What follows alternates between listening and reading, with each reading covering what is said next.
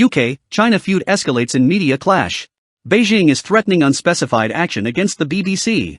A war over media erupted between the UK and China on Thursday, with Beijing threatening to take unspecified action against the BBC after its state-run broadcaster CGTN had its license revoked in Britain. The events mark a dramatic escalation in what was already a tense relationship over both 5G telecommunications technology and human rights abuses in Hong Kong and the Muslim-majority region of Xinjiang.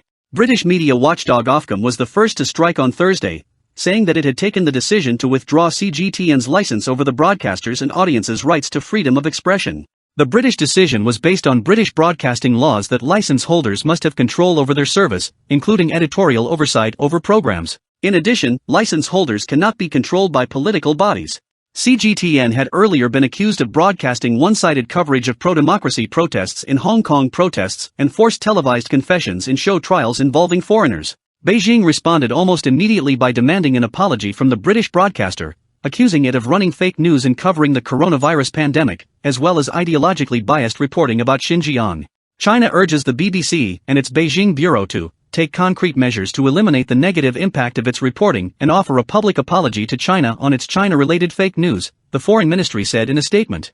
China reserves the right to take further measures, the statement added. As it is unlikely for the BBC to apologize over its China reporting, a BBC insider feared this was merely an excuse for the Chinese government to pile pressure on journalists in the country. The BBC's series of reporting about Xinjiang internment camps, forced labor, and, most recently, systematic rape of Muslim women have infuriated Beijing authorities, but they have so far refrained from kicking correspondents out or heaping huge pressure on them, a course China took with a couple of Australian journalists amid rising tensions between Beijing and Canberra last year.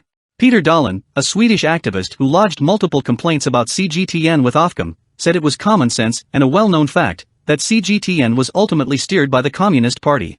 Julian Knight, who chairs the Digital, Culture, Media and Sport Committee in the British Parliament, said, "Today's ruling is confirmation that the Chinese Communist Party is the ultimate controller of its broadcasts, which is not permitted under UK law. It should be seen as a strong warning that the power to broadcast carries with it responsibility and accountability. Failing this bar will not be tolerated," Knight added. Dahlin argued it was time for continental Europe to revisit policies about state-run media like CGTN. It will hopefully serve as a wake-up call across Europe to what is being spread on our airwaves, and highlight the fact that most European countries have no regulatory framework for dealing with it, said Dahlin, of Safeguard Defenders, a human rights advocacy group. This can help us better deal with an urgent need to battle disinformation campaigns across Europe by the Chinese Communist Party. CGTN did not immediately reply to a request for comment.